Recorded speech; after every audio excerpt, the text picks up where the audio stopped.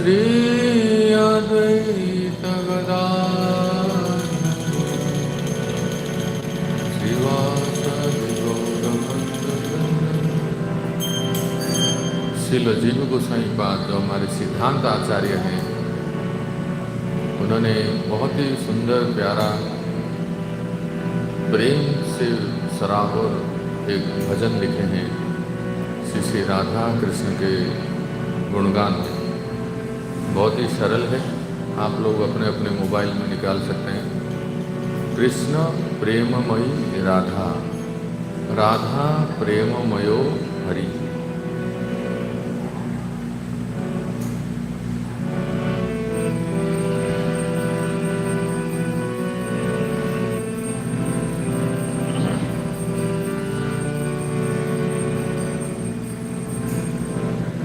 कृष्ण प्रेममयी राधा,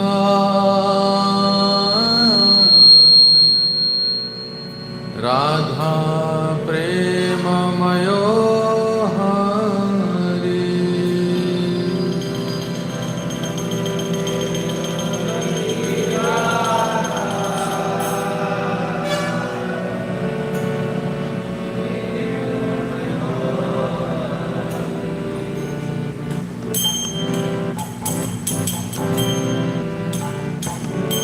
कृष्ण प्रेममयी राधा, राधा प्रेममयो हरि। कृष्ण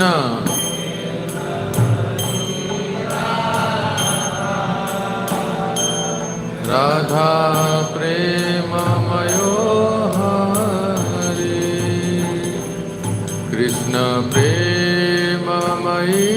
राधा, राधा प्रेममयो हरि। कृष्ण प्रेममयी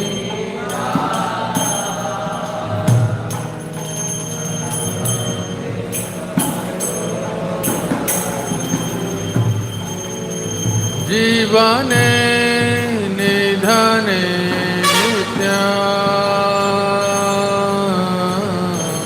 राधा कृष्ण गतिर्मम जीवने नित्या। राधा कृष्ण गति जीवने निधने नित्या। राधा कृष्ण गति मम जीवने।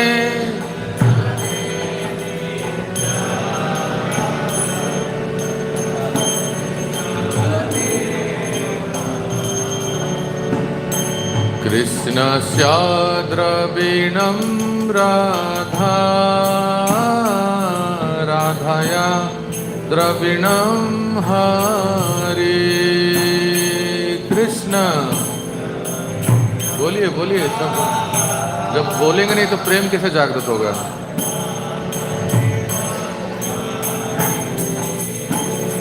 कृष्णस्य द्रविणं राधा,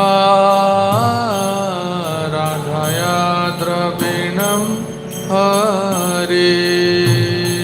कृष्णस्य द्रविणं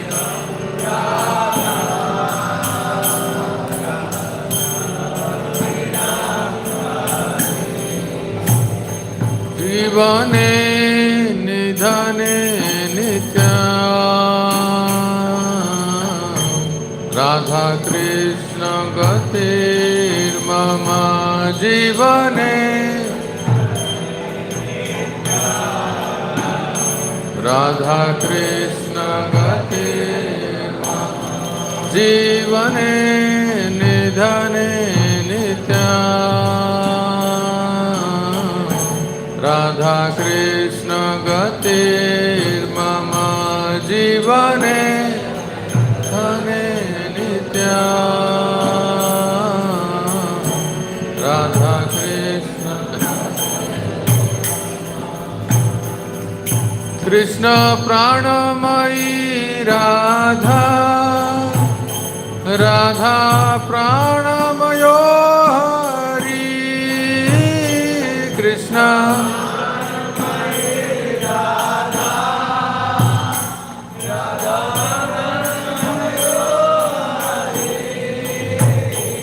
कृष्ण प्राणमयी राधा, राधा प्राणमयो हरि।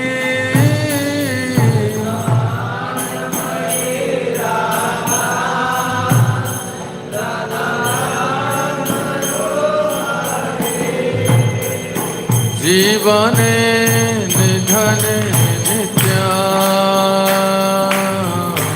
राधा कृष्ण गतिर्मम जीवने।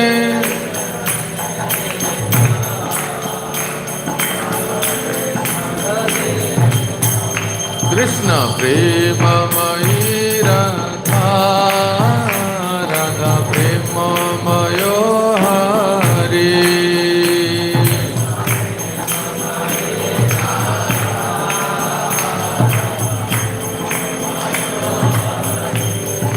जीवने निधने नित्यां,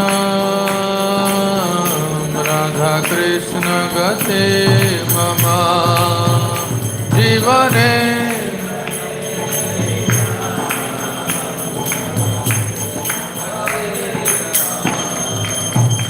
कृष्ण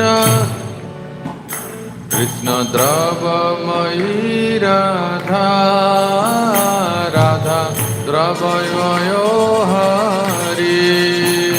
कृष्ण राधा द्रवमयो हरि। कृष्ण द्रवमयी राधा, राधा द्रवमयो हरि।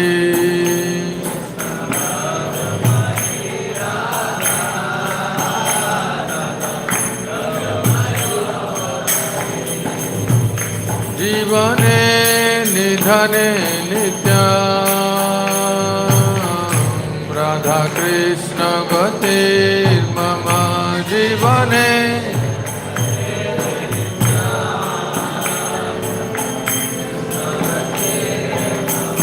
जीवने निधने नित्यां, राधा कृष्ण गतिर्मम जीवने निधने नित्यां।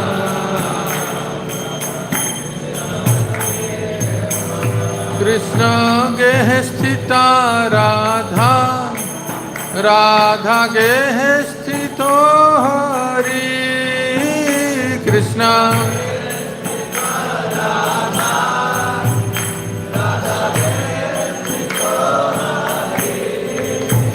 श्याम सुंदर कहाँ रहते हैं? राधा रानी के घर में। और राधा रानी कहाँ रहती है? श्री कृष्ण के घर में। कृष्ण गेह स्थितो राधा, राधा गेह स्थितो हरि। कृष्ण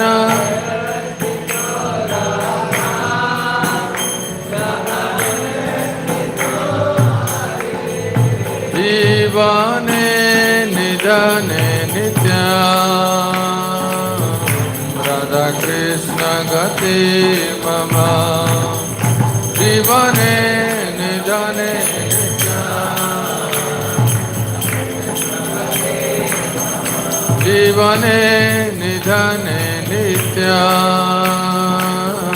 राधा कृष्ण गतिर्मम जीवने निधने नित्यां।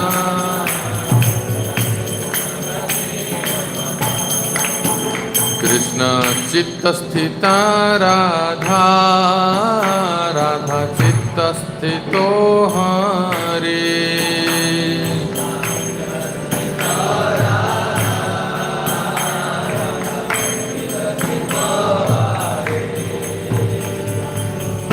कृष्ण चित्तस्थिता राधा, राधा चित्तस्थितो हरि।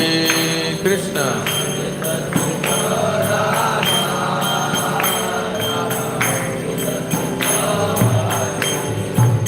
जीवने निधने नित्यं राधा कृष्ण गतिर्मम जीवने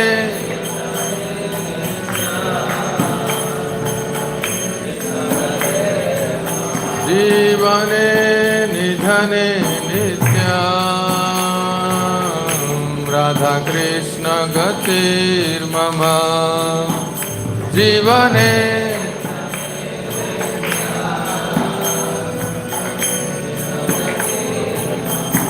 राधा रानी के वस्त्र का रंग क्या है?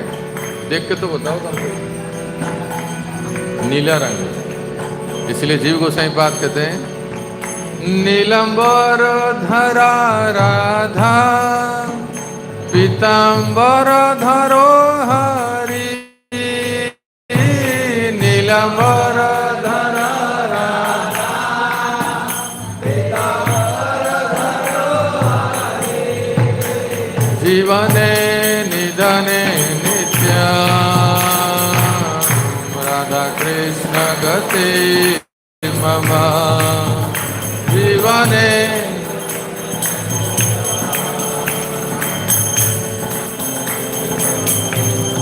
जीवने निधने नित्यं राधा कृष्ण गति मम जीवने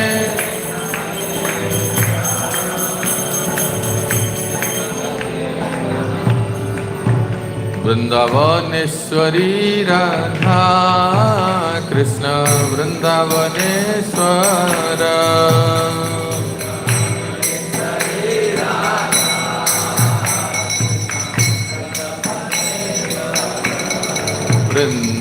वृंदावनेश्वरी राधा कृष्ण वृंदावनेश्वर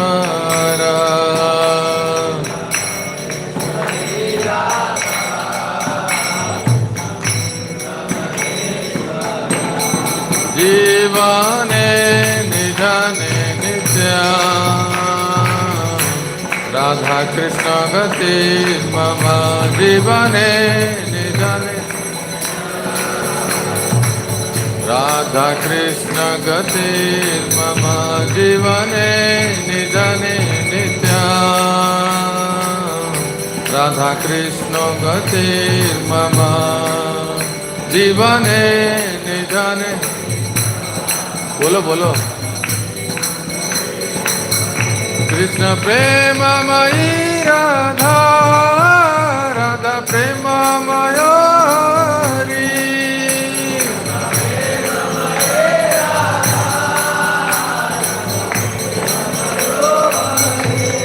कृष्ण प्रेममयी राधा राधा प्रेममयी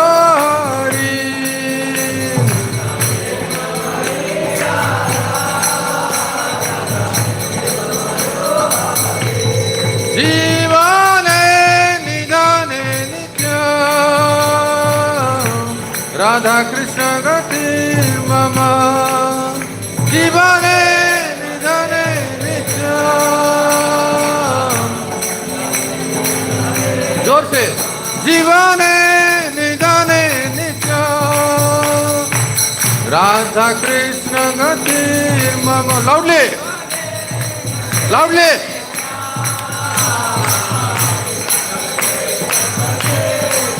राधे राधे गोविंद गोविंद राधे बोलो जय राधे राधे गोविंद गोविंद राधे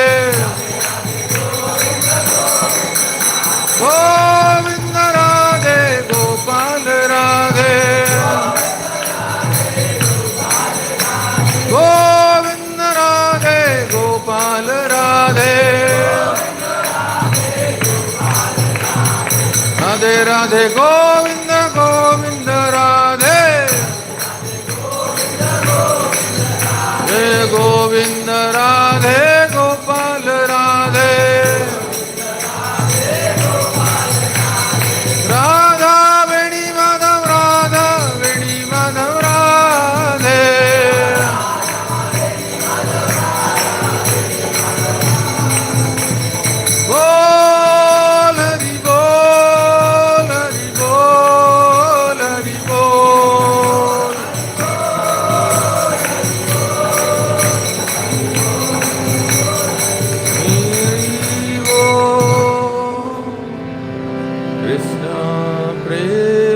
जय राधा राधा प्रेममयो हरि।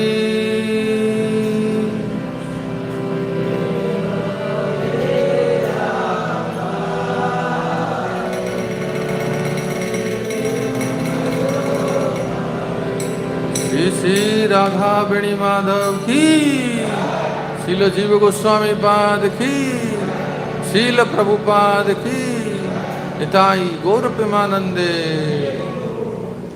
ओम नमो भगवते वासुदेवाय। ओम नमो भगवते वासुदेवाय।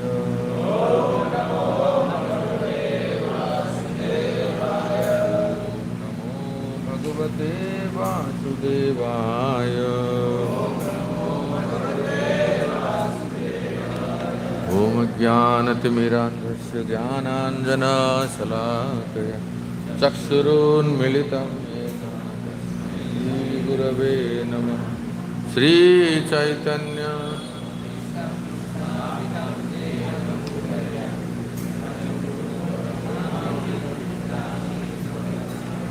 वन्देऽहं श्रीगुरुः श्रीयुतः पदकमलं वैष्णवांश्च श्रीरूपं साग्रजातं सहगणरघुनाथान्वितं तं सजीवं साद्वैतं सावधूतं परिजनसहितं कृष्णचैतन्यदेवं श्रीराधा कृष्णपादान् सहगणललिता श्रीविशाखान्वितां च। नमो विष्णुपदाय कृष्णपृष्ठाय भूतले श्रीमते भक्तिवेदांत स्वामिनिति नामिने। नमस्ते सारस्वती देवे गौरवाणी प्रचारिणे निर्विशेष शून्यवादी पाश्चात्यदेशतारिणे।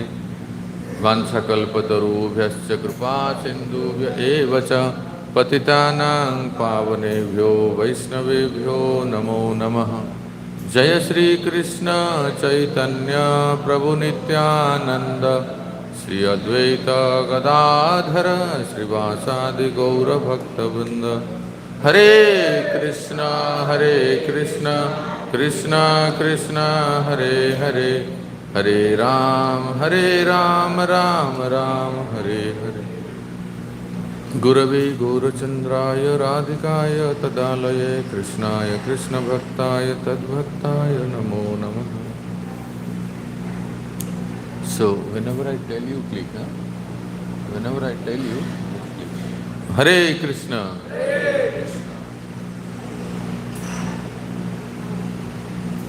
श्रील नरोत्तम दास ठाकुर says, श्रील नरोत्तम दास ठाकुर कहते हैं, बहुत सुंदर पद है, साधने भाविगो जहाँ, बंगला पद है, बंगाली जिसको आता है आसानी से समझ जाएंगे।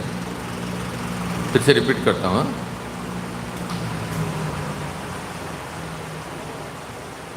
Start again start. वो गाड़ी जा रहा था ना, डिस्टर्बेंस हो रहा है। फिर से रिपीट करता हूँ, सब लोग ध्यान से सुनिए। साधने भाविगो जहाँ, सिद्धो देहे पावो तहाँ, राग पथेर ऐसे स्वभाव उपाय, राग पथेर ऐसे उपाय। ठीक है, बहुत सरल है इसको समझने के लिए। जिस स्वरूप का और जिस संबंध से, जिस रस से हम साधन काल में, साधक शरीर में साधन काल में जिस स्वरूप का हम स्मरण करते हैं, भगवान के जिस स्वरूप को, और जिस संबंध से हम ठाकुर जी के साथ स्थापित करते हैं, वही सिद्ध देह में प्राप्त करते हैं। ये शास्त्र प्रमाण है। कोई भक्त है जिनको श्री रघुनाथ जी का स्वरूप बहुत अच्छे लगते हैं, कोई भक्त है जिनको बराह देव का, पता नहीं किसी को नृसिंह देव भी अच्छे लगते होंगे। तो अलग अलग जो भगवान के स्वरूप हैं, ये जिस स्वरूप के साथ हमारा आकर्षण ज़्यादा है। अच्छा, उसके बाद साधन करते करते जब हमारा किसी एक संबंध से शांत, दास्य, सख्य, वात्सल्य या माधुर्य, जिस संबंध से हम ठाकुर जी के साथ संबंध स्थापित करते हैं, वही आगे जाके जब हम भक्ति में उन्नत हो जाएंगे, निष्ठा, रुचि, आसक्ति, भाव स्तर तक पहुँचेंगे, तो वो सिद्ध शरीर हमें प्राप्त होता है। मानस शरीर, मानस सेवा कहते हैं।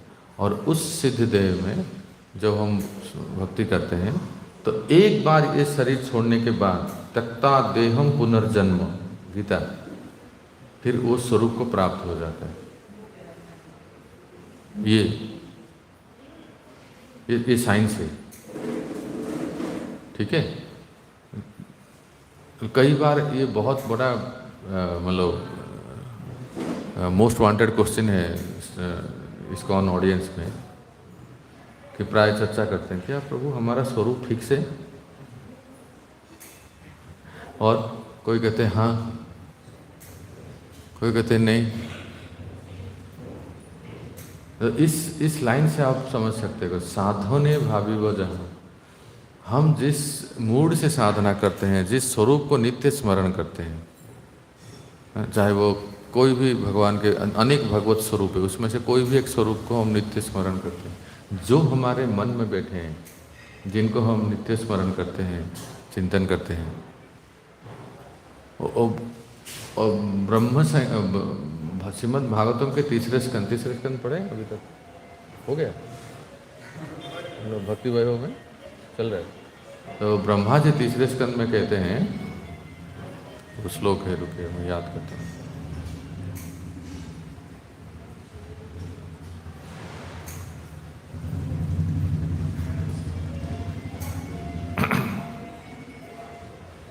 यद विभाति, ऐसे इसका अर्थ ऐसा है कि हे प्रभु, ब्रह्मा जी भगवान श्री हरि विष्णु से स्तुति करते हैं, कहते हैं कि भक्त जिस जिस भाव में आपको साधन काल में स्मरण करते हैं, उसी स्वरूप में आप उनके सामने प्रकट हो जाते हैं। एक तो अर्थ ये है। दूसरा अर्थ ये है कि जिस रस से भक्त साधन काल में साधना करते हैं, जिस रस में स्थित होके, वो स्वरूप भक्त को प्राप्त हो जाता है। ये ब्रह्मा जी कहते हैं इस श्लोक में, तीसरे स्कंद के श्लोक में।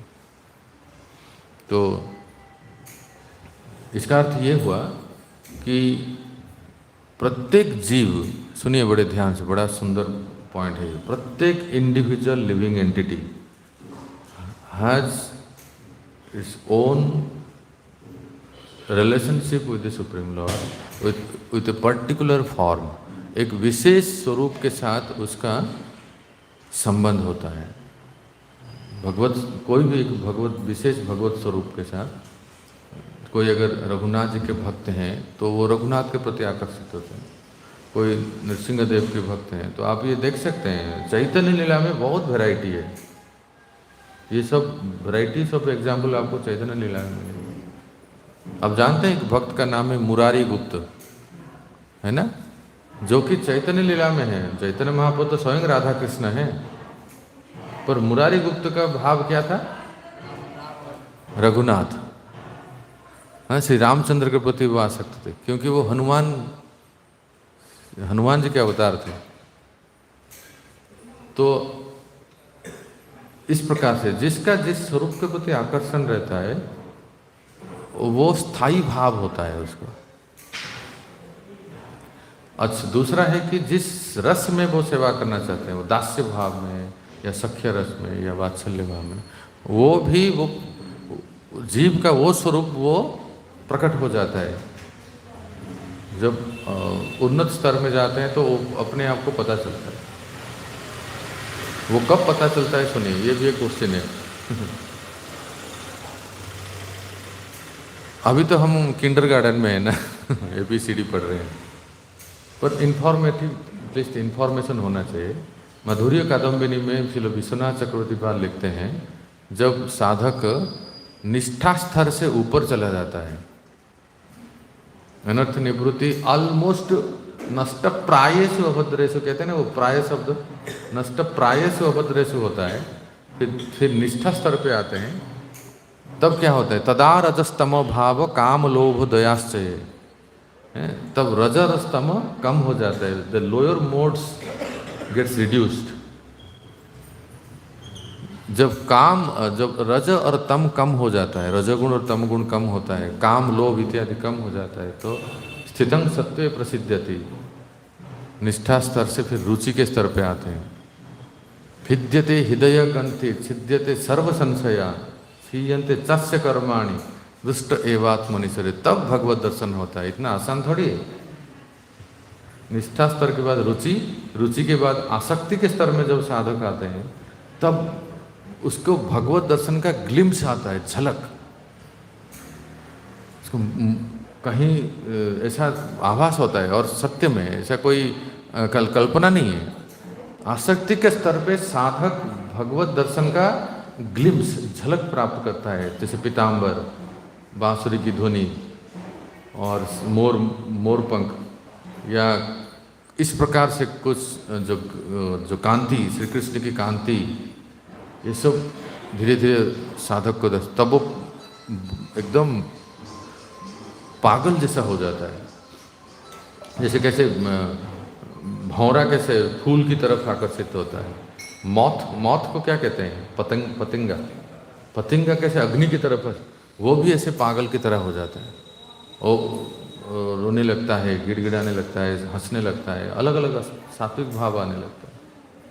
और भाव के स्तर पे तो उसको वास्तव में पता चलता है कि उसका अपना स्वरूप क्या है आध्यात्मिक जगत में, और किस स्वरूप में वो सेवा करते हैं। इसलिए नाम जप करते करते करते करते चित्त जब इतना शुद्ध हो जाता है, उसके बाद जब हम गायत्री दीक्षा लेते हैं, गायत्री दीक्षा में गोपाल गायत्री और काम गायत्री जप करते हैं, वो किसके लिए, इन्हीं के लिए, इन्हीं स्वरूप को स्मरण करना होता है, श्री राधा कृष्ण को। तो ये एक तो नाम संकीर्तन, नाम जप, और ऊपर से गायत्री, ये दोनों हमें सहायता करता है। See Gayatri diksha is nothing but it helps one to elevate oneself to the higher destination, ये है। तो वो भाव स्तर में वो पता होता है। फिर भाव स्तर में ऐसा है कि लगभग, माधुर्य कादम्बिनी कहते हैं कि लगभग 99% अनर्थ कंप्लीटली दूर हो जाते हैं, और थोड़ा सा कहीं कुछ बचता है, ना के बराबर है कि उस भाव स्तर से किसी भक्त का पतन नहीं होता है। इतना ऊंचा स्तर है वो, उसमें तो स्वरूप को पता चल जाता है ना। परंतु कहीं कहीं भागवतम में ऐसे वर्णन है कि जैसे जड़ भरत का प्रसंग सुनते हैं, इतना ऊंचा स्तर से भी वो एक हिरण के प्रति आ सकते हैं। वो केवल आप पढ़ेंगे, ये उनके कमी की वजह से नहीं, ये भगवत आयोजन था। फिफ्थ कैंटो में आप जब टीकाओं को पढ़ेंगे तब समझ में आता है कि जो जड़ भरत, कई बार भक्तों के मन में प्रश्न होता है, जड़ भरत का कैसे ऐसे हो गया। कोई भाव के स्तर पे जाके साधक का कभी भौतिक, वो भी हिरण के बच्चे से, कोई मनुष्य के बच्चे से नहीं, हिरण के बच्चे से कौन आ सकता होगा। That was nothing but the arrangement of the Lord. भगवान की एक आयोजन होती है जो साधक को, हम जैसे साधकों को दिखाते हैं, शिक्षा देते हैं कि हमें कितनी सावधान रहना चाहिए। गुरु महाराज कथा में कहते हैं कि जब जड़ भरत एक हिरण के बच्चे से आसक्त हो सकते हैं, हमारे यहाँ तो कितने बच्चे घूम रहे हैं, हम किसी चिपक गए तो जय श्री राम। इसलिए साधु सावधान। महाराज कहते हैं विशेष करके साधुओं के लिए कि हिरण के बच्चे से इतना आसक्ति हो सकती है, तो हिरणी नैनी से कितना आसक्त नहीं होता। तो भक्तों को सावधान रहना चाहिए कि कैसे हम ये फॉर्म जो है, फॉर्म रूप, उससे चाहे छोटा हो या बड़ा हो, खतरा तो है ना। इसलिए सावधान रहना चाहिए। मतलब आवश्यकता के अनुसार व्यवहार करें। तो ठीक है रोहिणी से, तो इज इट क्लियर द स्वरूप? ये कंसेप्ट क्लियर हुआ ना, स्वरूप की प्राप्ति। कचरा का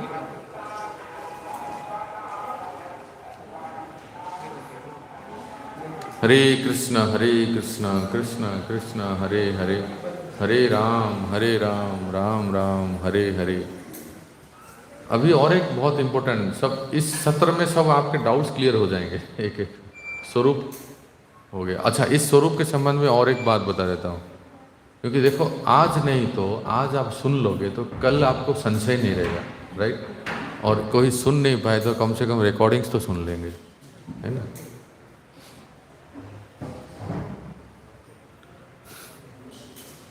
कोई बाहर गया है ना, यो विशेष। तो और एक है भक्तों कि एक उदाहरण सुनिए। वृंदावन तो आप जाते ही हैं, गए हैं। तो वृंदावन में छठीकरा आप देखते हैं, छठीकरा से हम वृंदावन जाते हैं। छठीकरा से दिल्ली रोड में जाते हैं तो एक गांव आता है जिसका नाम है छाता, ठीक है? छत्रवन उसको कहते हैं, छाता। तो छाता से एक रोड निकलती है बरसाने की तरफ। बरसाना जाने के लिए गोवर्धन होके भी जा सकते हैं, छाता होके भी जाते हैं। तो छाता से बरसाने की तरफ, नंदगांव बरसाने की तरफ जब हम जाते हैं, एक गांव आता है, रुकिए मैं कहता हूँ क्या नाम है।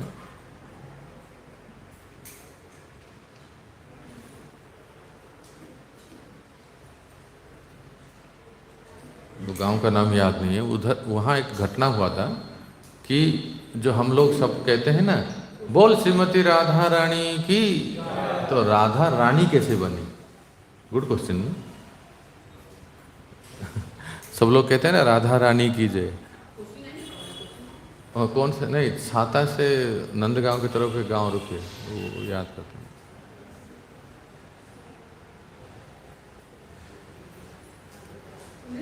तो वहाँ क्या हुआ कि जितने सारे गोपियाँ हैं, चाहे लेफ्ट विंग या राइट विंग, मतलब श्रीमती राधा रानी के पक्ष के हैं या चंद्रावली सखी के पक्ष के हैं, साज ब्रज के जितने गोपियाँ हैं, सब लोग में होड़ हो गई, कंपटीशन हो गई, स्पर्धा हो गई। और जिसको रचना किए हैं श्रील जीव गोसाई पाद, उस ग्रंथ का नाम है माधव महोत्सव। माधव महोत्सव में और सभी जो गोपियाँ निर्णायक स्थिति में पहुँचे। एक कंपटीशन हुआ, स्पर्धा हुआ। और इसमें बहुत बड़ा लंबा स्टोरी है, वो कभी दूसरे समय बताएंगे। तो वृंदा देवी इसमें मेन सहायक थी, जो ये सब लीला रची पूर्णमासी के गाइडेंस से। तो अंत में निर्णय ये हुआ कि सर्वश्रेष्ठ गोपी है श्रीमती राधा रानी।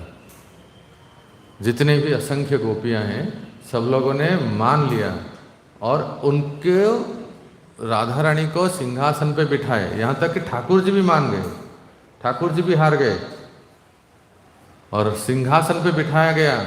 हाँ, पूरी तरह से अभिषेक किया गया। ललिता सखी छत्र धारण की। बोले इस पूरे ब्रजमंडल में किसकी चलती है? तो राधा रानी की। तो सब लोगों ने माना, यहाँ तक कि श्याम सुंदर भी। Yes boss. कि सबसे सर्वश्रेष्ठ है श्रीमती राधा रानी, जो कि इस ब्रज की रानी है। तो उस गांव में एक बाबा रहते थे, आज से कुछ 50-100 साल पहले से भजन करते थे। वो बाबा राधा रानी के अनन्य भक्त थे, महात्मा। और राधा रानी के राधा दास्यम भाव में वो भजन करते थे। एक दिन की बात है, वो द्वारका चले गए। किसी कारण से कोई मित्र ने, किसी ने बुलाया होगा, वो द्वारका चले गए। और द्वारका में भाव अलग है, सब ऐश्वर्य भाव है। रुक्मिणी, सत्यभामा इत्यादि जो भी है राधा रानी के मतलब श्री कृष्ण की पटरानियाँ हैं। तो द्वारका में जब गए तो द्वारका के जो पुजारी थे, पंडित थे, उन्होंने अपने उस भक्त के शरीर में छाप लगा दिए, द्वारका का चिन्ह। दीक्षा के समय जैसे हम लोग तो यहीं से तिलक लगाते हैं, नहीं वास्तव में दीक्षा में 5 विधि होती है। उसी को ही प्रभुपाद जी ने 2 भाग में विभाजित कर दिया, एक नाम दीक्षा और एक गायत्री दीक्षा। परंतु नाम दीक्षा कहीं और नहीं है भक्तों। आप जाइए गौड़ीय मठ में देखिए, ऐसे कोई नाम दीक्षा नहीं होता है। दीक्षा मतलब मंत्र दीक्षा, वो जो है गायत्री दीक्षा, उसको ही दीक्षा कहते हैं। पर नाम भी महत्वपूर्ण है। जिस नाम को हम जप करते हैं वो नाम भी किसी गुरु से लेना होता है। नहीं तो महामंत्र तो कहीं भी लिखा है ना, स्टिकर में भी लिखा है, तो कोई भी कह सकता है कि भाई मुझे क्या गुरु की जरूरत है, राइट। महामंत्र किसको पता नहीं है बोलो? सबको पता है, सब जप करने थे। फिर गुरु क्यों ग्रहण किया जाता है? आप लोग जो आईडीसी कोर्स करते हो उसमें ये पढ़ाया जाता है, डिसाइपल कोर्स में, कि उसी मंत्र को ही जो महामंत्र हम जप करते हैं उसको आध्यात्मिक गुरु से सुनना होता है। गुरु क्या करते हैं दीक्षा के समय? 10 नाम अपराध का एक्सप्लेन करते हैं और महामंत्र बोलते हैं, उसी महामंत्र को सुनते हैं। मैंने कई गुरु महाराज के दीक्षा सेरेमनी अटेंड किया है जिसमें वो शिष्य जो है वो सामने आते हैं, प्रणाम करते हैं, माइक लेते हैं, माइक में 4 नियम कहते हैं, संकल्प करते हैं कि 16 माला जप करेंगे, और कोई गुरु महाराज एकादशी को 25 माला जप करेंगे, ऐसे भी कहते हैं। उसके बाद मैं देखा, अभी मेरी छोटी बहन दीक्षा ली परम पूज्य भक्ति गौरव नारायण महाराज से, तो उनके गुरु महाराज ने ऐसा कहा, आप अपने दाहिना कान, राइट साइड दाहिना कान हमारी ओर कीजिए। तो जो छोटी बहन थी, माता जी थी, वो अपना बायां कान बंद करके दाहिना कान से महाराज ने मंत्र बोला, ऐसे बोले, हरे कृष्णा, तो वो बोले हरे कृष्णा हरे कृष्णा। पूरा महामंत्र को महाराज ने एक एक अक्षर बोले, एक एक शब्द बोले, और उसने रिपीट की, और सबके साथ ऐसा हुआ। तो कोई ऐसा करते हैं, या कोई कोई गुरु महाराज मंत्र को कथा में ही बता देते हैं। जब दीक्षा देते हैं ना, उसी समय महामंत्र बोल देते हैं, तो उस मंत्र को शिष्य को सुनना होता है, उसको कहते हैं दीक्षा। और दूसरा क्या है, जिस माला पे हम जप करते हैं उसमें कौन जप करते हैं? गुरु महाराज जप करते हैं, है ना। उस माला पे गुरु महाराज जप करते हैं, फिर हमें देते हैं, हम उस माला को जप करते हैं। तो कहने का अर्थ है कि दीक्षा में आप और संप्रदाय में, गौड़ीय मठ में इत्यादि देखेंगे, वो केवल इतना कहेंगे कि नाम करो। किसी को माला दे देंगे, कहेंगे नाम करो। कितना? 4 माला, कम से कम 4 माला करो, ऐसे ही। और जब वो करते करते और अधिक करने लगते हैं, फिर एक समय आता है तब उनको मंत्र दीक्षा देते हैं, जिसको गायत्री मंत्र कहते हैं। उस समय उनका नाम चेंज होता है और जो भी विधि विधान होता है। तो 5 जो विधि है दीक्षा का, एक है तिलक, दूसरा है कंठी, तीसरा है नाम, या तो महामंत्र नहीं तो गायत्री मंत्र, चौथा है संकल्प, 5वां है दिव्य ज्ञानम, गुरु जी का ज्ञान जो उपदेश देते हैं। फिर से रिपीट करता हूँ, क्या क्या है, क्या बोला? पहला क्या है? तिलक। उसको और संप्रदाय में वो शरीर में वो छाप देते हैं, इम्प्रिंटिंग करते हैं, शंख चक्र आदि इत्यादि। तो हम लोग उसको गोपी तिलक में लगाते हैं, तो हो गया तिलक। दूसरा है नहीं कंठी और जपमाला। और तीसरा है नाम, गुरु महाराज नाम देते हैं, नाम मतलब महामंत्र देते हैं या गायत्री मंत्र, और साथ साथ उस शिष्य का नाम भी बदल देते हैं, कृष्णदास या कुछ दासी रखते हैं। और क्या? संकल्प करते हैं शिष्य। 5वां उपदेश, गुरु महाराज दीक्षा के समय क्लास देते हैं, उपदेश देते हैं। तो इसको थोड़ा सा प्रभुपाद जी ने विदेश में जाने के बाद, प्रचार करने के बाद 2 और 3 में कर दिए, ऐसे 3-2 ऐसे कि पहली दीक्षा और दूसरी दीक्षा। पहली दीक्षा में तिलक करते हैं, कंठी नया कंठी धारण करते हैं, नया जपमाला धारण करते हैं, नाम बदल जाता है। और दूसरी दीक्षा में केवल मंत्र मिलता है, बाकी सब पहले से करते आ रहे हैं। ठीक है। तो ये जो भक्त था द्वारका चला गया था, तो द्वारका के जो पंडे पुजारी थे उनको कैसे तो बेहला के फुसला के उनको कहे, अरे तुम यहाँ आए हो तो यहाँ का तिलक लगाओ और यहाँ का छाप अपने शरीर पे धारण करो। तो वो उनके बातों में आके उन्होंने वैसा कर दिया। जब यात्रा पूरी हुई, वृंदावन वापस आए ना, और राधा रानी के अनन्य भक्त थे, उनका नाम कुछ जगन्नाथ दास बाबा ऐसा कुछ है, गौड़ीय संप्रदाय के थे वो। तो जब वो वापस आए तो हरे कृष्ण कृष्ण कृष्ण हरे हरे राम।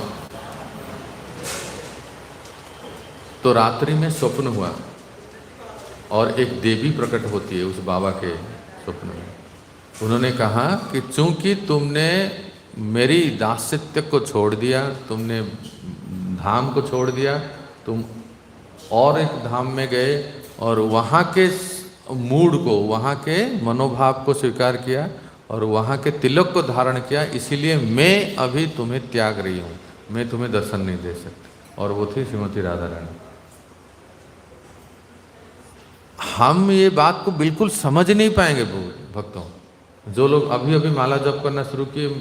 कहाँ मैं पीएचडी की बात कह रहा हूँ आप सबको, जहाँ जिस भक्त को भजन करते ही लीला स्मरण होता है, ऐसी व्यक्ति की बात कह रहा हूँ। और फिर क्या हुआ सुनिए, वो इतने विरह में आ गई, इतने विरह, इतना उनको वेदना हुआ कि राधा रानी ने मुझे त्याग दिया, मेरा जीवन का लाभ क्या है। इतना विरह हुआ कि वो बिल्कुल जप करने बैठे और समाधि में बैठ गए। उनके शरीर से अग्नि प्रकट हुआ और वो समाधि में जल गए, वो शरीर छोड़ दिए। बहुत प्रसिद्ध घटना है। रनवारी, वो गांव का नाम है रणवारी, याद रखिए। छाता से नंदगांव की तरफ जाते हैं तो वो गांव आता है रणवारी। रणवारी इसलिए पड़ा क्योंकि वहाँ रण हुआ, युद्ध हुआ, और उस युद्ध में राधा रानी ने जीत हासिल की, इसलिए वो रानी बनी। उस गांव में ये बाबा रहते थे। ये उदाहरण तो परम पूज्य वृंदावन चंद्र महाराज से मैं जब सुना, मैं तो रोंगटे खड़े हो गए। पता नहीं आप लोग इसको कितना समझते हो।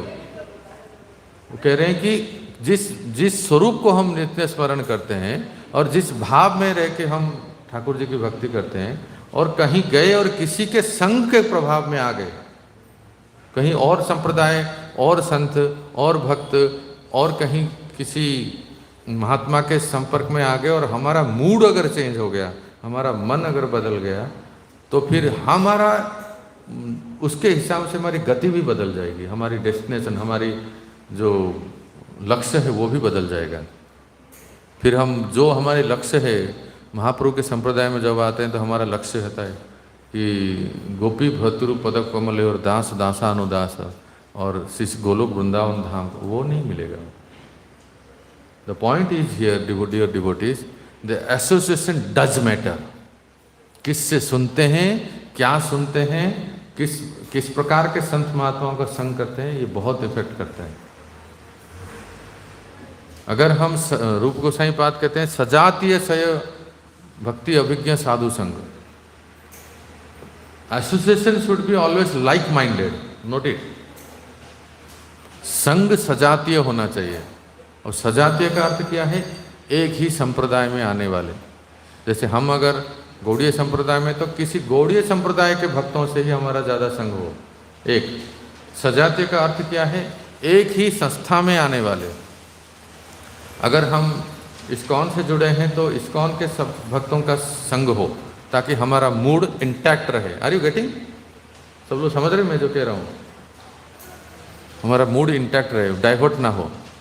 मैंने दो बात बताई। सजातीय का अर्थ है एक ही संप्रदाय में आने वाले, उसी संप्रदाय में भी एक ही संस्था में आने वाले, और एक संस्था में भी अनेक प्रकार के भक्त हैं। जैसे हमारे इस्कॉन में अनेक मूड के प्रकार, मतलब यहाँ मूड बोल रहा हूँ, अनेक मनोभाव के डिवोटीज हैं। कोई कहते हैं बुक डिस्ट्रीब्यूशन, कोई कहते हैं फार्म कम्युनिटी, और कोई कुछ कहते हैं, कोई साइंटिफिक प्रीचिंग कहते हैं, कोई कुछ प्रीचिंग करते हैं।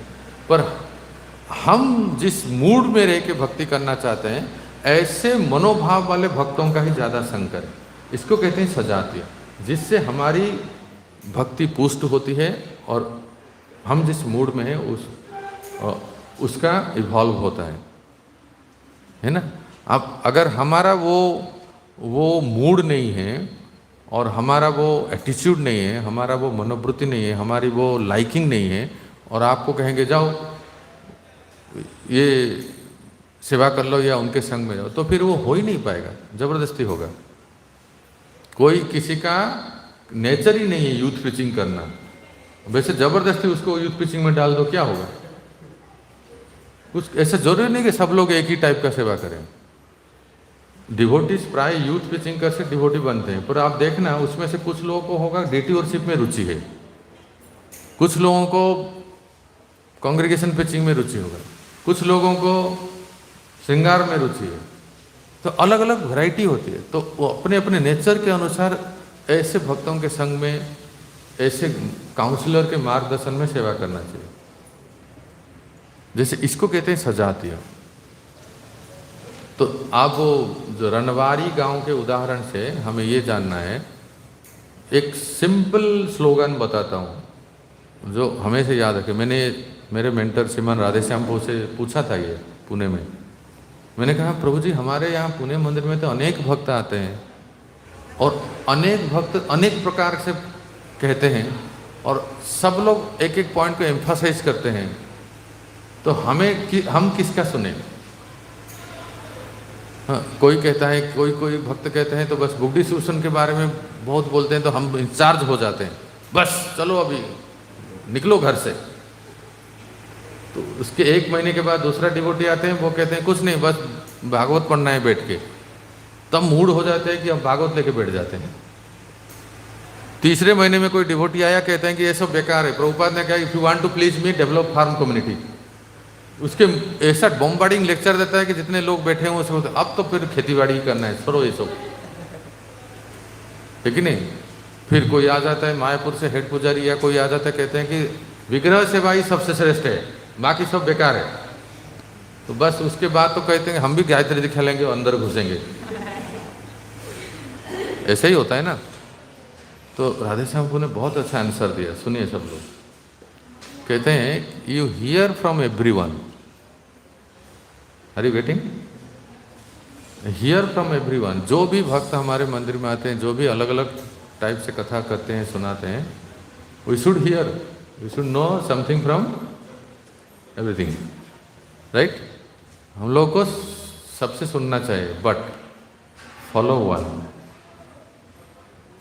and that one should be such personality that you will be lay down your life in his words, lie down your life. सबसे सुनना चाहिए, श्रवण करना चाहिए। और नए भक्तों को तो हर तरह का ज्ञान आना चाहिए, केवल एक ही टाइप का नहीं होना चाहिए। But when there is an option to follow just one, that devotee should be your mentor, your guide, जिसको आप तहे दिल से मानते हो और उनको समर्पण करते हो, जो आपको मार्गदर्शन करते हैं। नहीं तो फिर डिस्टर्ब हो जाएंगे, नहीं तो विचलित हो जाएंगे। कोई कुछ कह रहा है, कोई कुछ कह रहा है, कोई कुछ कह रहा है। उस दिन से मैं भी बहुत क्लियर हो गया, और मैं जो भी मेरे मेंटर हैं, जो भी मेरे गाइड हैं, एक बार उनसे पूछ लेता हूँ कि प्रभु जी ये पढ़ना चाहिए, ये करना चाहिए, ये करना चाहिए, वो करना, तो वो बोल देते हैं। हमारा नेचर वो जानते हैं हमसे ज़्यादा, और फिर वो गाइड कर लेते हैं कि आपके लिए ये ठीक रहेगा। कोई आके कह दिया तो हम उसके बातों में आ गए तो फिर वो ठीक नहीं है, हो सकता है हम उसमें सफल न हों। इसलिए बहुत आवश्यक है गाइड का। अब देखते हैं एक और एक प्रसंग जो कि बहुत महत्वपूर्ण प्रसंग है। वो है, और आज नहीं भक्तों, ये 500 बरस पहले भी ये कंट्रोवर्शियल कंट्रोवर्शियल, ये विरोधाभास, विरोध ये था। वो ये है कि स्वकीय और परकीय। जो श्री कृष्ण के परिकर हैं, विशेष करके माधुर्य भाव में हैं। स्वकीय का अर्थ है श्री कृष्ण के साथ वैवाहिक संबंध, जो उनके पटरानियां हैं, पत्नी हैं। परकीय का अर्थ है उन परिकरों का जिनका विवाह किसी और से हुआ है, पर श्री कृष्ण से उनका घनिष्ठ संबंध है, क्योंकि वो परमात्मा परमेश्वर हैं। श्री कृष्ण से उनका प्रेम संबंध है। तो दोनों में श्रेष्ठ कौन है और क्या उचित है, प्राय ये सब मन में प्रश्न होता है। देखिए भक्तों, जो हमारे समाज में स्वकीयों को ही ज़्यादा मानते हैं कि किसी स्त्री का किसी पुरुष के साथ विवाह होता है, उसको मान्यता है। पर इसके अलावा कोई संबंध होता है तो उसके लिए बदनाम है, उसके तो मान्यता है ही नहीं। तो अगर कुछ आध्यात्मिक जगत में नहीं है तो भौतिक जगत में कैसे हो सकता है? क्यों? क्योंकि परवर्टेड रिफ्लेक्शन 15वें अध्याय में आप पढ़ते हो गीता में, ऊर्ध्वमूलो अधो शाखा छंदांसि यस्य पर्णानि, ऐसे पढ़ते हो ना। तो स्पिरिचुअल वर्ल्ड, आध्यात्मिक जगत जो है सीधा पेड़ है, बरगद का पेड़ है या अश्वत्थ पेड़ है। भौतिक जगत क्या है? उल्टा पेड़ है। नदी के किनारे कभी जाते हैं, तालाब के किनारे, तो वृक्ष कैसे दिखता है? उल्टा दिखता है ना। हाँ, ये भौतिक जगत एकदम उल्टा है। जो आध्यात्मिक जगत में है वो भौतिक जगत में है, पर है, और कैसे है? अपसाइड डाउन, विपरीत है। तो वहां जो सबसे परिशुद्ध प्रेम है गोपियों का, श्रीमती राधा रानी का श्री कृष्ण के साथ, वो इस भौतिक जगत में अगर कोई करे तो वो उल्टा है, वो सबसे बड़ा निंदनीय है। रिपीट करूं, समझ में आया सबको? आध्यात्मिक जगत में जो सबसे परिशुद्ध प्रेम है गोपियों का श्री कृष्ण के प्रति, उसका अगर कोई भौतिक जगत में देखें तो वो सबसे निंदनीय है, क्योंकि भौतिक जगत उल्टा है। ठीक है। तो अभी देखिए, ये विरोधाभास, ये विवाद वर्षों पहले से है। जब 500 वर्ष पहले षड गोस्वामी थे, रूप गोस्वामी पाद ने बहुत ग्रंथ लिखे हैं, बहुत इतने ग्रंथ लिखे हैं कि हम लोग पढ़ नहीं पाएंगे, इसलिए जीव गोस्वामी पाद ने समाधि दे दी। आज भी आप जाओगे राधा मदन मोहन मंदिर में, वहाँ ग्रंथ समाधि है वृंदावन में, क्योंकि इतने हायर टॉपिक्स है उस ग्रंथ में। हम जैसे कलयुग के कीड़े समझ नहीं पाएंगे। हाँ, राधा कृष्ण की लीलाओं को अगर श्रवण करेंगे तो हमें डीडीएल याद आ जाएगा, कुछ मूवी के सीन याद आ जाएंगे, है ना। दिलवाले दुल्हनिया ये सब याद आ जाएंगे, क्योंकि हम लोग उसी से पले बड़े हैं। कहाँ में राधा कृष्ण की लीला स्मरण होंगे। इसीलिए रूप गोस्वामी पाद ने कहा कि ये कलयुग के जीव हैं, ये सब इसमें ही आनंद लेते हैं, इनके लिए ये थी। कई ग्रंथ जो है जीव गोस्वामी पाद ने समाधि दे दी, अदरवाइज सारे हमारे षड गोस्वामी जो है बहुत सुंदर सुंदर ग्रंथ लिखे थे।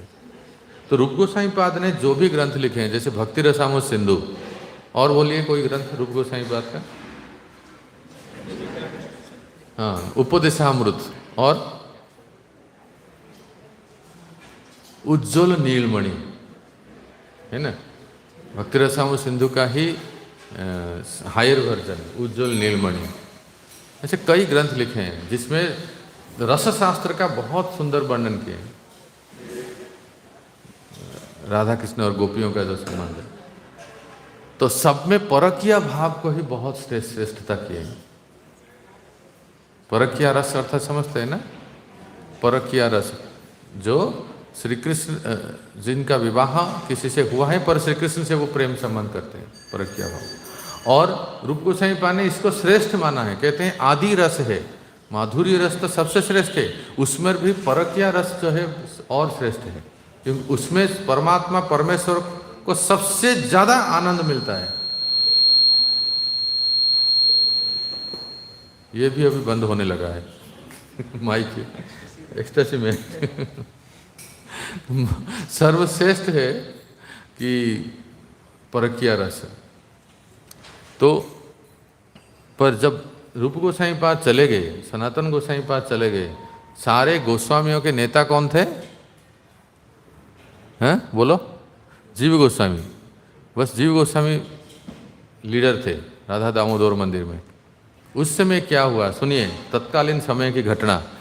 ये अगर सुनेंगे तो आपको ये कंट्रोवर्सी, जो विवाद जो है क्लियर होगा। जीव गोसाई पाद के समय वो जो कॉन्टेम्परेरी साधु थे वृंदावन में जो भी थे, जैसे हरिवंश संप्रदाय राधा वल्लभ जी की, सिहित हरिवंश महाप्रभु, और स्वामी हरिदास जी बांके बिहारी को जो प्रकट करे थे, और हरिराम व्यास जी जो युगल किशोर को प्रकट कराए थे, जिनके पद कल हम गा रहे थे अलग अलग। तो अपने गौड़ीय संप्रदाय के अलावा और भी जो लोकल ब्रज के साधु संत थे, जो भगवत आवेश अवतार हैं, वो भी प्रकट हुए थे, और जिनमें राधा कृष्ण की स्वकीय संबंध ही मान्यता थी। अर्थात अभी भी ब्रज में जो भी स्थान है, जो भी लीलास्थली है, हाँ पुष्टि मार्ग वाले वल्लभाचार्य के संप्रदाय, केवल गौड़ीय संप्रदाय को छोड़ के और बाकी प्राय सभी संप्रदायों में ये मान्यता है कि राधा कृष्ण का विवाह हुआ है, राधा रानी का और किसी से विवाह न हुआ है। वो इसको मानते ही नहीं, और उसका वो उत्सव भी मनाते हैं, राधा माधव विवाह उत्सव मनाते हैं। तो यही मान्यता है। तो आप बताइए, ऐसी स्थिति में जीव गोसाई पाद भक्तों के लीडर थे, भक्तों का वो नेतृत्व कर रहे थे। इसीलिए जीव गोसाई पाद ने अपने ग्रंथों में स्वकीय भाव को ही लिखा, जबकि वो खुद परकीय भाव में आस्वादन कर रहे थे, परकीय भाव में स्थित थे। आपने अभी सुना ना भजन, वृंदावनेश्वरी राधा राधा कृष्ण वृंदावनेश्वर। तो इस पूरे भजन में जीव गोसाई पाद का परकीय भाव प्रकट होता है, और उन्होंने ग्रंथ भी कई ग्रंथ लिखे हैं। तो फिर प्रश्न होता है कि जब स्वयं जीव गोसाई पाद परकीय रस के आस्वादक थे, तो उन्होंने अपने ग्रंथों में स्वकीय भाव को ही क्यों लिखा?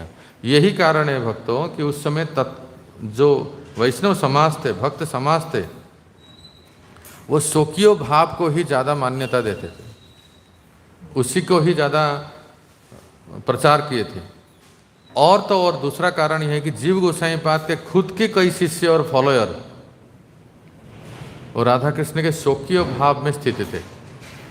इसीलिए, हाँ हरि बोल, इसीलिए जीव गोसाई पाद ने अपने ग्रंथों में स्वकीय भाव को ही ज़्यादा रचना किए हैं, और ताकि अपने जो अनुयायी हैं वो भक्ति से दूर ना हो जाए, और कोई वैष्णव समाज में, भक्त समाज में वहाँ विवाद ना हो।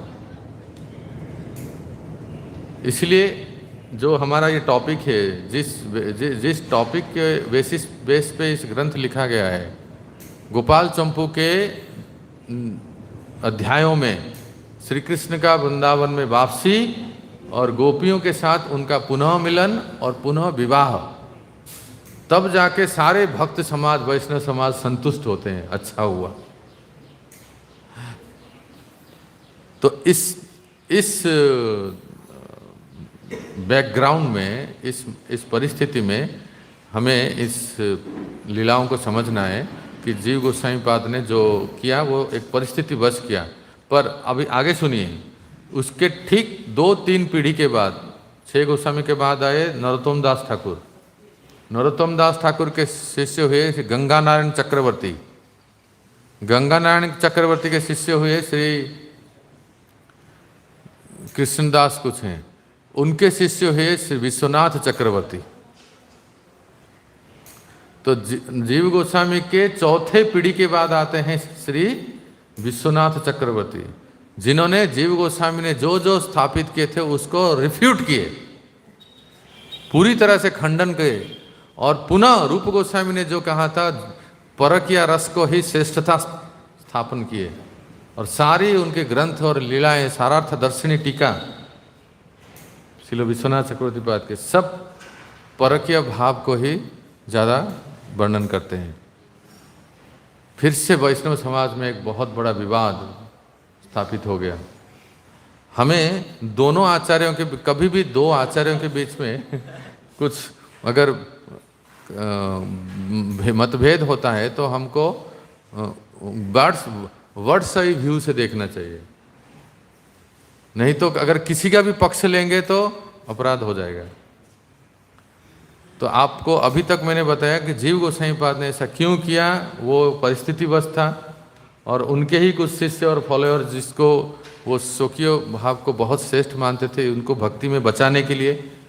परंतु उसके 4 पीढ़ी के बाद, उनके 4 पीढ़ी के बाद जब विश्वनाथ चक्रवर्ती पाद वृंदावन में आए, उनके सारे ग्रंथ, मैं आपको इतना एक वाक्य में कहूँ, जो आज महाप्रभु के मूड को अगर किसी ने सर्वत्र प्रचार प्रसार किया, जो महाप्रभु जो देने के लिए आए थे, चारी भाव दिया मुई नाचाई मु त्रिभुवन, मैं नाम संकीर्तन के द्वारा, महाप्रभु कहते हैं कि मैं नाम संकीर्तन के द्वारा समस्त जीवों को इस संसार में जिसने कभी नहीं दिया था, ना नारायण दिए थे, ना श्री राम दिए थे, ना बराह दिए थे, ना नृसिंह दिए थे, ना कोई भी रूप अवतार, कोई भी संप्रदाय, कोई गुरु आचार्य नहीं दिया था, वो मैं देने के लिए प्रकट हुआ हूँ।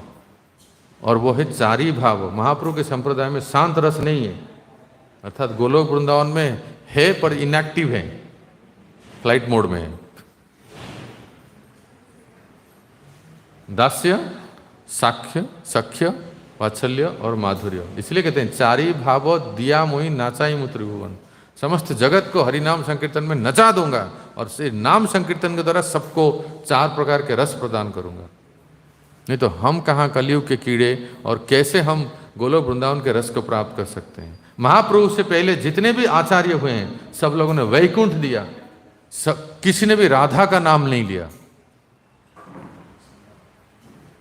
ये महाप्रभु की देन है, और शुरू हुआ माधवेंद्र पुरी पाद से, और महाप्रभु के बाद तो इसको सबसे ज़्यादा अगर किसी ने प्रचार प्रसार किया वो है विश्वनाथ चक्रवर्ती पाद, जिन्होंने भागवत की टीका लिखी, सारार्थ दर्शनी की। कौन है विश्वनाथ? कहते हैं, सुनिए बंगला पद, के हो कहेन चक्रवर्ती श्री रूपेर अवतार। कोई कोई कहते हैं विश्वनाथ चक्रवर्ती रूप गोस्वामी केम बैक, रूप गोस्वामी रिटर्न्स। जो अधूरी इच्छा उनकी रह गई थी, क्या रूप गोस्वामी पाद ने भागवतम के ऊपर टीका नहीं लिखे हैं? लिखे हैं क्या? नहीं लिखे हैं।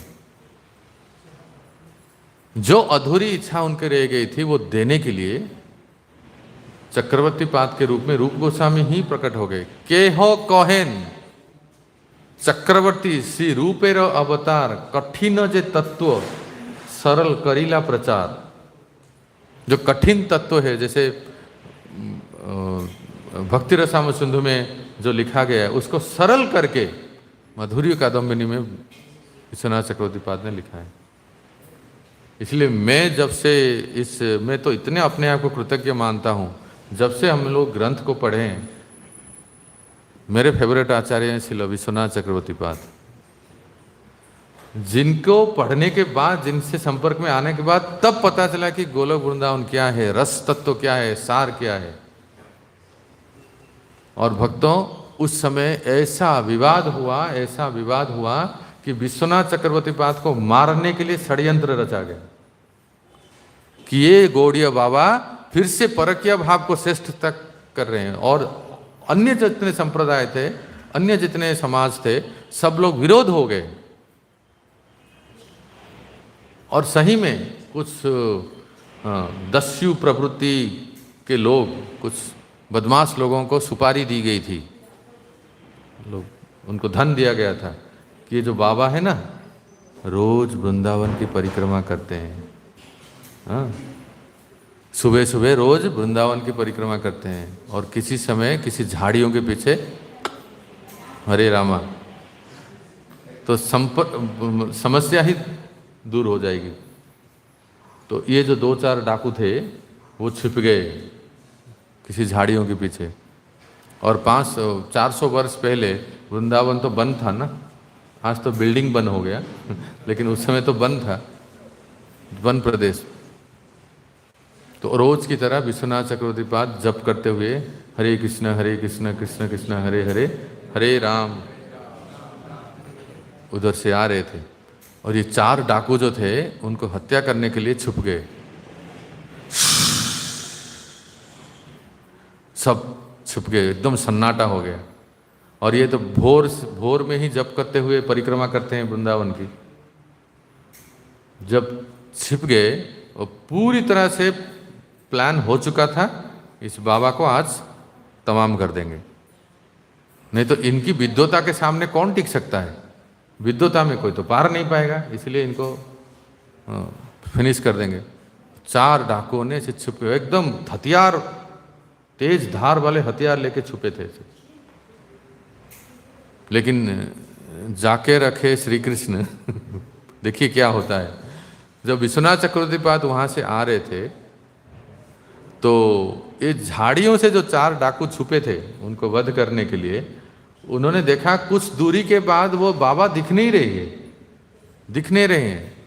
वो कहाँ छुप गए पता नहीं, ये तो घबरा गए, अरे अभी क्या हो गया, अब तो दिख रहा था। हम लोग अब सोचे थे कि अब भी सामने आएंगे तो सीधा पकड़ के खींच लेंगे।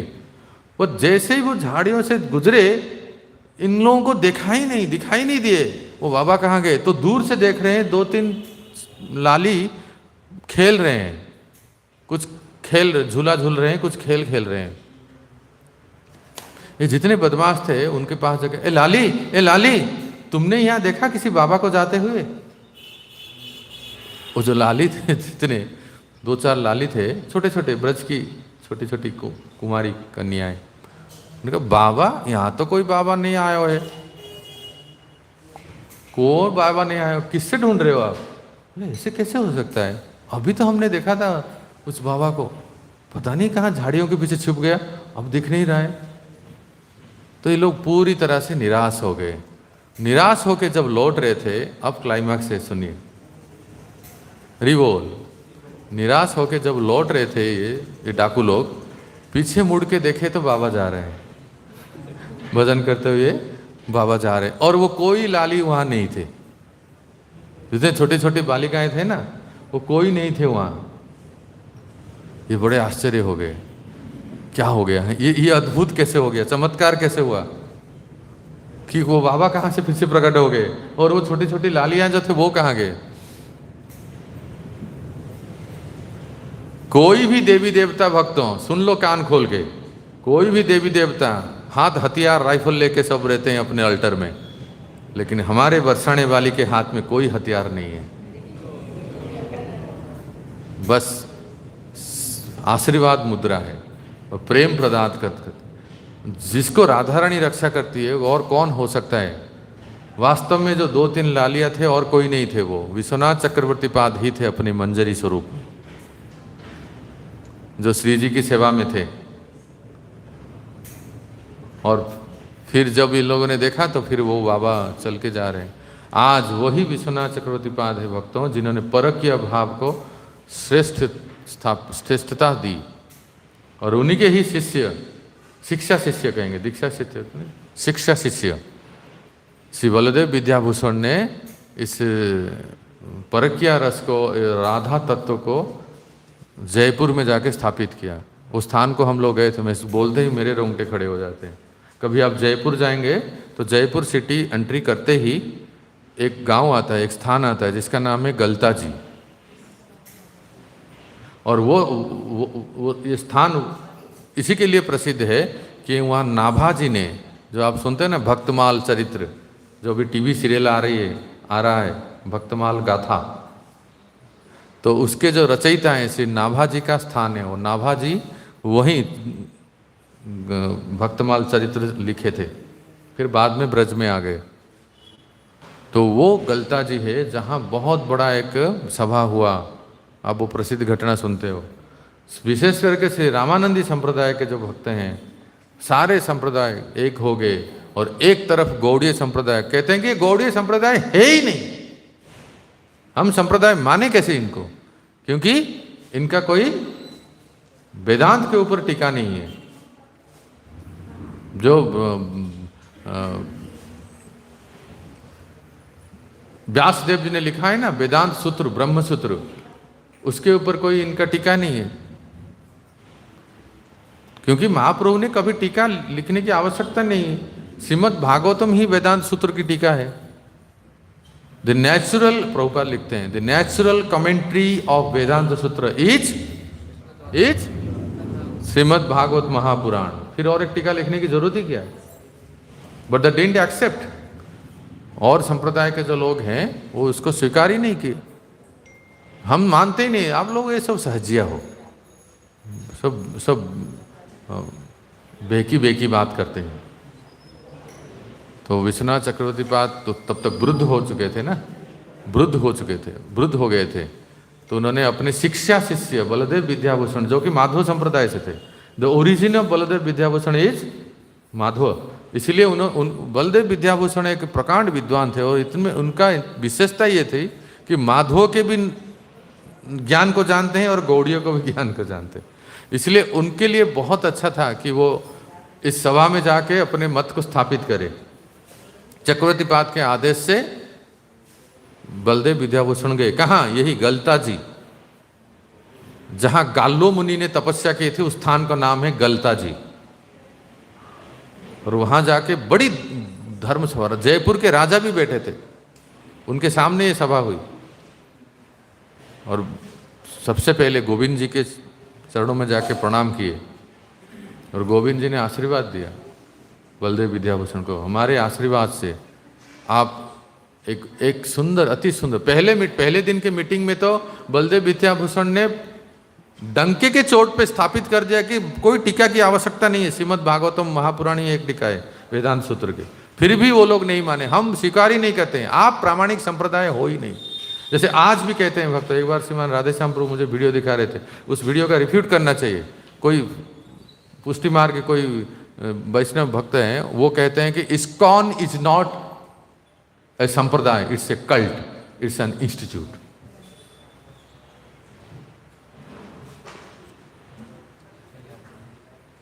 ऐसे कहते हैं वो, ये कोई सांप्रदायिक नहीं, ये this is an institute, an spiritual institute. ये सब यहाँ सब यंग लड़के लड़कियाँ भर्ती हो जाते हैं, सब बस डांस कीर्तन करते, इनका कोई सिद्धांत नहीं है, इनका कोई तत्व नहीं है, ये कोई सिद्धांत की बात नहीं कहते हैं। तो वैसे तो उसका रिफ्यूटेशन हुआ, एक भक्त ने बहुत अच्छा वीडियो बनाया है कि कैसे हम प्रामाणिक माधव गौड़ीय संप्रदाय में, ये लोग क्या कहते हैं कि they are claiming as Madhav Gaudiya संप्रदाय, पर माधव के कुछ फॉलो नहीं करते हैं ये लोग। क्यों? कि माधवाचार्य ने तो कभी राधा रानी की सेवा नहीं की है ना, माधवाचार्य तो कृष्ण की उपासना करते हैं। ये लोग कहाँ से शुरू कर दिए? तो राधा रानी के ऊपर तो बहुत बड़ा विवाद है, ये काल्पनिक है। हरि हरि तो भक्तों ने बहुत सुंदर वेद में लिखा है राधा का नाम, उपनिषद में लिखा है राधा का नाम, कहाँ नहीं है राधा का नाम जो आप नहीं जानते हैं। वृंदावन में जाके कोई कह दे कि राधा रानी का अस्तित्व नहीं है तो उसका तो पिटाई हो जाएगा ना। अभी जैसे हुआ वो पंडित जी का कथावाचक का, हाँ हो गया कल्याण हो गया, वो आके बरसाने में आके दंडवत प्रणाम करके क्षमा मांगे। तो तात्पर्य है भक्तों कहने का है कि बलदेव विद्याभूषण ने दूसरे दिन जाके गोविंद देव जी को प्रणाम किए और गोविंद देव जी ने माल्यार्पण करके उनका आशीर्वाद दिए कि अगर वो चाहते हैं ना, भागवत को टीका, वास्तविक टीका नहीं मानते हैं तो आप एक टीका लिखो। तब बलदेव विद्याभूषण ने टीका लिखे। क्या है उसका नाम? गोविंद भाष्य। गोविंद भाष्य नामक टीका लिखी है जो वेदांत सूत्र का है, भाष्य है, और वही प्रमाण हुआ कि गौड़ीय संप्रदाय इज ए बोनाफाइड संप्रदाय। और सब लोगों ने उस भाष्य को स्वीकार किया। एक रातों रात कैसे लिख दिया बताओ गोविंद देव की कृपा से तब प्रमाणित हुआ। और ये भी प्रमाणित हुआ कि परकीय रस ही सर्वश्रेष्ठ है। वैसे हम इसको ब्रज में ब्रजवासियों के सामने बोलते नहीं। आप लोग भी कभी ब्रज में जाते हैं ना, कोई ब्रजवासी है लोकल, उसके सामने ये सब मत बोलिए, विवाद हो जाएगा। वो लोग कभी मानते नहीं कि राधा रानी का किसी से विवाह हुआ है। कोई अभिमन्यु नाम के कोई गोप नहीं है, राधा माधव का ही विवाह हुआ है, उनका स्वकीय भाव है। तो इसलिए उस भाव को हम आदर देते हैं। वो भी सत्य है, वो कोई झूठ नहीं है। राधा माधव का विवाह हुआ ना, भांडीर वन में नहीं हुआ? भांडीर वन की लीला सुनिए, राधा माधव का विवाह हुआ है। और गोलोक वृंदावन, कल ही मैंने आपको कहा था ना, गोलोक वृंदावन में स्वकीय भाव भी है, परकीय भाव भी है। गोकुल में राधा कृष्ण अपने स्वकीय स्वरूप में रहते हैं, वृंदावन में तो फिर वो मूड चेंज हो जाता है। दोनों हैं, इसलिए हम किसी विवाद में नहीं पड़ेंगे। दोनों है, स्वकीय विवाह भी हुआ है। और कहीं भौम वृंदावन में आते हैं तो जो वो वहाँ केवल एक भाव है, कोई अभिमन्यु, कोई जटिला कुटिला, ऐसा कोई चरित्र गोलोक वृंदावन में नहीं है। परंतु जब भौम वृंदावन में आते हैं एक एक चरित्र ऐसे होते हैं, ताकि वो लीला में, इसलिए आप पढ़ते हो ना, कृष्णदास कविराज गोस्वामी वो भजन में कहते हैं, परकिया भावे जते ब्रजेते प्रचार। हम लोग तो शाम को सुनते हैं जिनकी कथा द्विजपत्नी, कविराज गोस्वामी वो भजन में क्या लिखते हैं? जय द्विज पत्नी जय नाग कन्या गाना, भक्ति ते जहारा पाइल गोविंद चरण। अगर द्विज पत्नी ब्राह्मण पत्नियों का श्री कृष्ण से प्रेम करना अधर्म होता तो कविराज गोस्वामी ये नहीं लिखते कि भक्ति ते जहारा पाइलो गोविंद चरण। वही संबंध अगर संसारिक व्यक्ति से होता है तो हमारा पोस्टर छाप देते हैं मतलब बदनाम हो जाते हैं। वही संबंध अगर श्री कृष्ण से होते हैं तो दुनिया पूछते हैं, सलाम करते हैं। कितना अंतर है ना। हरे कृष्णा हरे राम जय। ग्रंथराज श्रीमद् भागवत महापुराण की, श्री कृष्ण जन्माष्टमी महोत्सव की, श्रील प्रभुपाद की। क्लियर? यह जोन क्वेश्चन, ठीक है।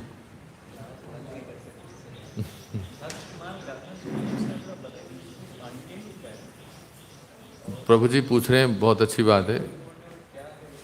भक्तमाल गाथा क्या है? एक संक्षेप में देखो, ऐसा है कि रामानंदी संप्रदाय में एक महान भक्त हुए जिनका नाम है श्री नाभा गोस्वामी, और उनके गुरु थे अग्रदेव आचार्य। और अग्रदेव आचार्य जो है ना, अयोध्या में एक सखी स्वरूप है। वो सिया राम को माल्यार्पण करते हैं। और यहाँ पृथ्वी लोक में वो एक सन्यासी हैं, एक गुरु आचार्य हैं। तो ये जो नाभा जी जो थे, इनके बचपन में ही माता पिता दोनों चले गए थे, वो अकेले हो गए थे, वन में ऐसे थे। तो एक दिन अग्रदेव आचार्य जा रहे थे तो उनको ये प्राप्त हुए, और ये जन्मांध थे, जन्म से आंखें नहीं थे। तो अग्रदेव आचार्य ने प्रार्थना की प्रभु श्री रामचंद्र से, इनको दृष्टि मिल गई। दृष्टि आई तो सबसे पहले किसको देखा? तो गुरुदेव को देखा। तो मान लिया कि यही हमारे माता पिता सब कुछ यही है, क्योंकि जिन्होंने मुझे दृष्टि दी है वही हमारे सब कुछ है। प्रभुपाद जी कहते हैं ना, जन्म में सब माता पिता मिले। प्रत्येक जन्म में हमें एक माता पिता मिलते हैं कि नहीं मिलते? कोई पेट से टपका है क्या? बताओ। मिलते हैं, माता पिता से ही आते हैं।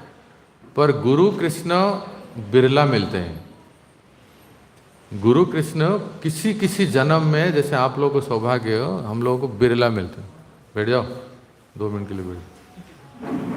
तो ये अग्रदेव आचार्य जब उनके सामने प्रकट हो गए तो उनको, उनके लिए माता पिता वही हैं, तो उनको अपने आश्रम में ले गए, दीक्षा दिए और बहुत सेवा किए। जब थोड़े से बड़े हुए वो, तो एक दिन की घटना है, कैसे वो आप जो पूछ रहे हो ना उसका मैं बता रहा हूँ कि अग्रदेव आचार्य बैठे हैं और समाधि में हैं, और समाधि में क्या है, क्या वो है अपने स्वरूप में, अपने जो कोई सखी है वो उस स्वरूप में सियाराम जी को माल्यार्पण कर रहे हैं, ठीक है, और नाभा जी उनके शिष्य जो उनको पंखा कर रहे हैं।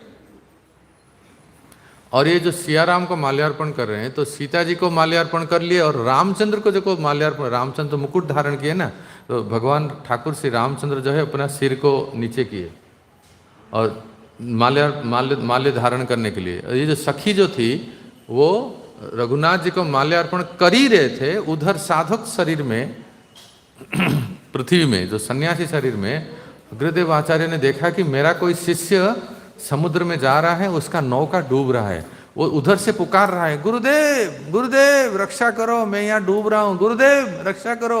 तो इस बात को अग्रदेव आचार्य इतने दूर से सुन लिए, वो कहते एक शिष्य जो है वो नाव में, उसका नाव जो है डूब रहा है, तो उसको रक्षा कैसे करेंगे। और यहाँ रघुनाथ जी को अपने सिद्ध शरीर में माल्यार्पण कर रहे हैं, रघुनाथ जी सिर नीचे करके ऐसे ही खड़े हैं, ये कब डालेंगे, और ये अपने शिष्य को रक्षा करने के लिए।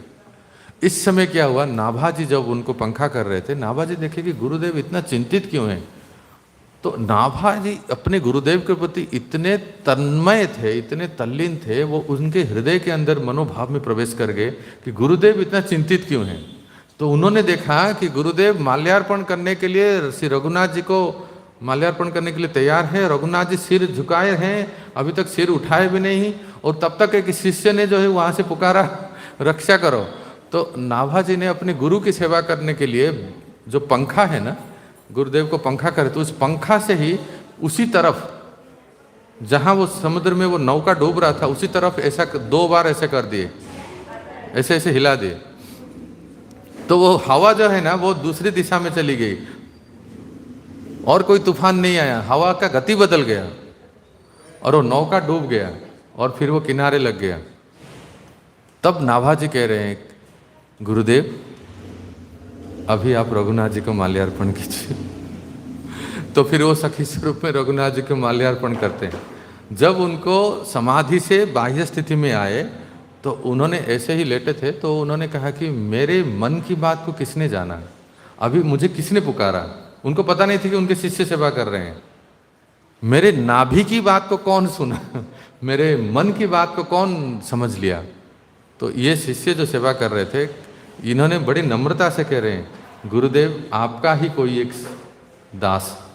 जैसे ही गुरुदेव ने आंखें खोले, और कोई नहीं थे बल्कि ये थे। बोले जो मेरे नाभि, मेरे मन की बात को जान लिए, उसका नाम होगा नाभा गोस्वामी, बहुत प्रसिद्ध। और बोले मैं तुम्हें आशीर्वाद देता हूं, तुम सारे भक्तों का चरित्र लिखो, जिसका नाम होगा भक्तमाल, भक्तों की माला, फूलों की माला तो ये भक्तों की माला, सारे भक्तों का चरित्र लिखो। तो नाभा जी ने कहने, मैं तो जानता ही नहीं हूं किसी भक्त को, मैं कैसे लिख पाऊं। गुरुदेव ने आशीर्वाद दिया, जिस भक्त के बारे में तुम लिखोगे ना, वो भक्त सामने ही प्रकट हो जाएंगे, जबकि सारे भक्त पहले से ही प्रकट हो चुके थे। इसलिए भक्तों, इतने मोटी मोटी पुस्तक है नाभा गोस्वामी की भक्तमाल चरित्र, और वहाँ उसमें उन्होंने पता नहीं हजारों कितने भक्तों का चरित्र लिखा, सत्ययुग से जो जो ऋषि मुनि हुए हैं और बाकी सब, प्रत्येक भक्त का चरित्र उन्होंने ऐसे लिखा है। और जिस जिस भक्त का चरित्र लिखते थे वो स्मरण करते थे, तो साक्षात मीरा जी प्रकट हो जाते थे, तुलसीदास जी प्रकट हो गए, कबीरदास जी प्रकट, जब उनके ये सब उनसे पहले हैं, उनके बारे में लाइफ स्टोरी लिख रहे हैं, साक्षात प्रकट हो जाते थे, आशीर्वाद देते थे, उनको बारे में बताते थे। और तो उस भक्त गाथा के मेरु कौन होगा, अभी वो सोचने लगे सुमेरु कौन है, जिसके ऊपर आधारित मेरे सारे भक्तों का चरित्र लिखूं। तो एक अलग ही कथा है, उन्होंने तुलसीदास जी को बनाया कि उस भक्त गाथा के मेरु सुमेरु होंगे ये। और भक्तों, हमारे गौड़ीय संप्रदाय के सारे भक्तों का चरित्र उन्होंने लिखा है, रूप सनातन 6 गोस्वामी को। हाँ, उसमें उनका जीवनी भी लिखे हैं। मैंने कहा ना, सभी भक्त उनके सामने प्रकट होते थे, दर्शन देते थे, फिर वो अपना जीवनी लिखते थे। और नाभा जी के जाने के बाद 4 पीढ़ी के बाद हमारे गौड़ीय संप्रदाय के एक आचार्य हुए हैं जिनका नाम है प्रियादास जी। प्रियादास जी हमारे गौड़ीय संप्रदाय, मतलब किसके शिष्य होंगे बताऊं? 6 गोस्वामी हो गए, नरोत्तम दास ठाकुर हो गए, श्रीनिवास आचार्य, शायद श्रीनिवास आचार्य या चक्रवर्ती पाद, किसी के तो एक शिष्य हुए हैं जिनका नाम है प्रियादास जी। उनको नाभा जी ने स्वप्नादेश दिया कि मैंने जो ग्रंथ लिखा है जिसका नाम है भक्तमाल, उसके ऊपर आप टीका लिखो। तो फिर वो प्रियादास जी ने टीका लिखा है। तो इस प्रकार से भक्तमाल गाथा है। तो इसको निम्बार्क संप्रदाय के संतों ने, ब्रज के संतों ने बहुत सुंदर टीवी सीरियल के माध्यम से दिखाए हैं, जो कि प्रॉपर प्रामाणिक है। इस सीरियल को हमारे संप्रदाय, पुंडरीक महाराज, श्री राधारमण जी के गोस्वामी, जितने ब्रज के संत हैं, सब लोग इसका प्रमोशन कर रहे हैं, किए हैं कि इतना अच्छा धारावाहिक जो हमारे सनातन धर्म को एक करेंगे और सनातन धर्म को प्रचार करने। हरे कृष्णा। शिला प्रभुपाद की, शायद वो प्रभुपाद जी का भी आएगा उसमें जरूर।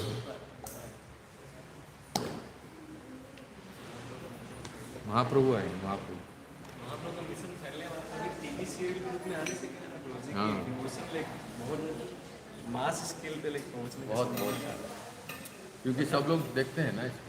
मतलब बुक्स तो है, बट सभी लोग पढ़ना और समझना, उतना पेशेंस के साथ के लिए थोड़ा उतना रखना सबके पास बस। हाँ, बस की बात है, सही है।